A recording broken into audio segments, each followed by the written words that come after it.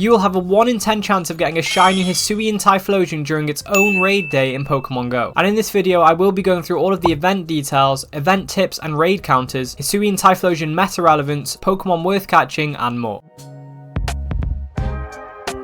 So this event will be taking place on January 14th between 2 PM and 5 PM local time. Hisuian Typhlosion will be making its Pokemon Go debut in 3-star raids, which will be soloable. So if you want to know what the best raid counters are for Hisuian Typhlosion, I will be going through them later on in the video, so stay tuned for that. So for the bonuses for this event, you will be getting 5 free additional in-person raid passes from spinning gyms. These will be additional to the 1 free raid pass you get each day and the one from the day before if you kept it. This means that you can actually get up to 7 free raid passes to use on this day. Additionally, the remote raid limit will be increased to 20 on Saturday, January 13th at 4 PM PST until Sunday, January 14th at 7 PM PST. And Hisuian Typhlosion will be appearing more frequently in 3-star raids, and it will have a 1 in 10 chance of being shiny, so definitely the event to be getting the shiny if you're after it. You will also be able to purchase an event ticket for $5 from the in-game shop. The ticket will grant you bonuses that will be in effect on January 14th from 2 PM till 10 PM local time, so they will be active for the 3 event hours and for 5 hours after that. So the bonuses you'll get with this ticket is that you will receive 8 additional raid passes from spinning gyms. You'll have an increased chance of getting Rare Candy XL from raid battles, but bear in mind historically this bonus doesn't really give that many more Rare Candy XL. And as well as this, you will get 2 times Stardust from raids and 50% additional XP from raids. It's worth noting that whilst this event takes place, the Dazzling Dream event will also be going on, so the Pokemon you will be interacting with in the wild whilst you play the raid day will be the event Pokemon for the Dazzling Dream event. So in the wild you can expect to see Clefairy, Jigglypuff, Marill, Snubbull, Cottony, Red Flabebe if you're in Europe, the Middle East or Africa, Blue Flabebe if you're in the Asia Pacific region, or Yellow Flabebe if you are in the Americas. You'll also see Spritzee, Swirlix, Detonate, Cutiefly, which is a new shiny for the Dazzling Dream event, Morlul, and rare spawns Togetic and White and Orange Flabebe. In 7km eggs you will get Togepi, Spritzee, Swirlix and Cutiefly. It's good to note here that the Cutiefly hatched from these eggs will have a greater chance of being shiny than those found in the wild. So if you are trying to get the shiny, it's well worth hatching these eggs. So in-field research will be Alolan Vulpix, Spritzee, Swirlix, Cutiefly, and rarely Mawile and Carbink.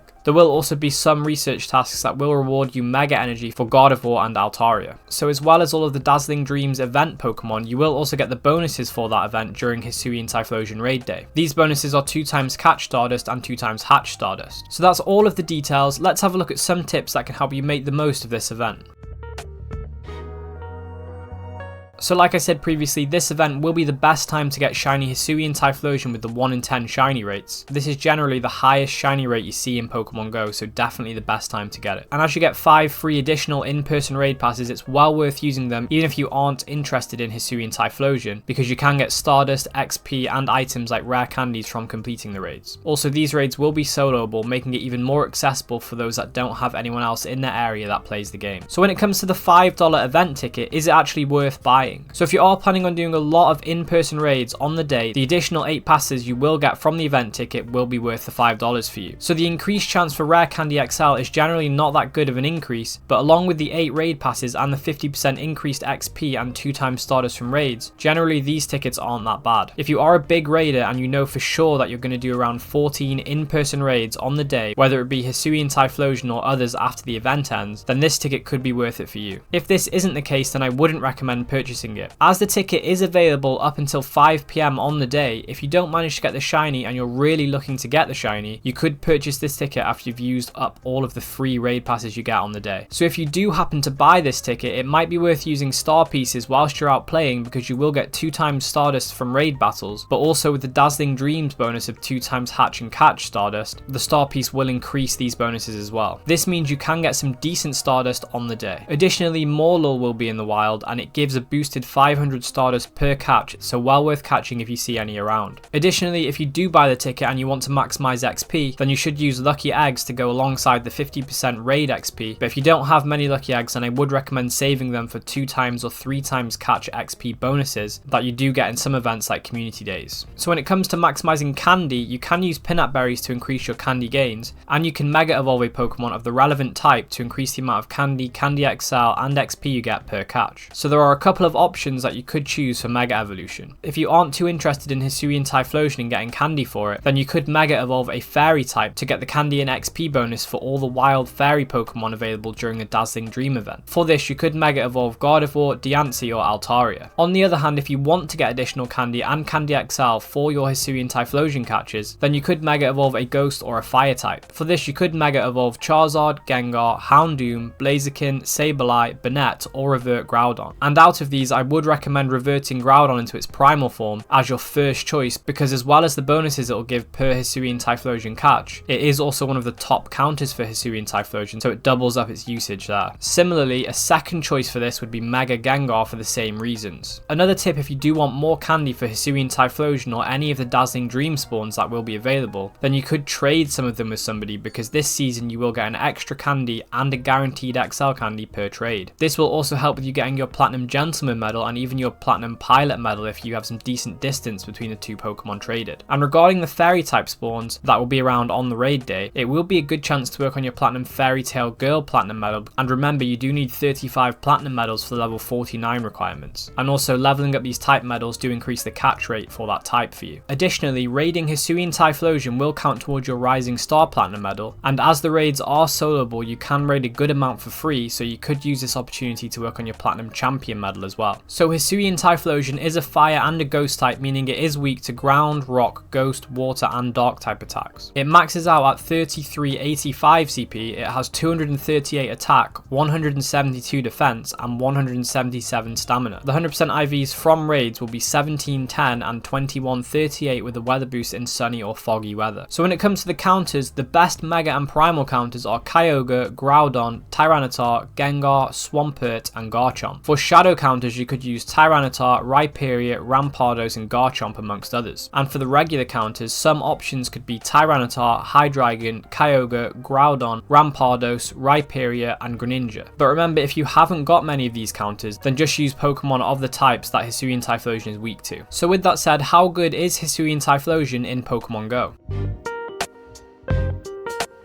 So as a Ghost type raid attacker with its best Ghost moveset of Hex and Shadow Ball, it will be a top 10 non-Mega, non-Shadow Ghost type raid attacker. Contrastingly, with its best Fire type moveset of Ember and Overheat, it won't actually be very good. But the Shadow version of the Jotonian Typhlosion with Incinerate and Blast Burn is actually a decent Fire type raid attacker. And with the fact that Hisuian Typhlosion has a higher attack stat than the Jotonian version, this means that when it gets its Shadow form and access to Blast Burn, it will be a pretty decent Fire type raid attacker. In terms of PvP, it will be pretty mid with its current movesets. It doesn't seem like it will be as good as other Ghost and Fire type Pokemon like Skeledirge and Alolan Marowak. However, it does have access to Wild Charge, which covers its water weakness, so that might see some play in PvP. Overall, it's not a particularly great Pokemon, but it's definitely not terrible. So besides the Hisuian Typhlosion raids, which Pokemon will be worth catching whilst you're out playing the raid day?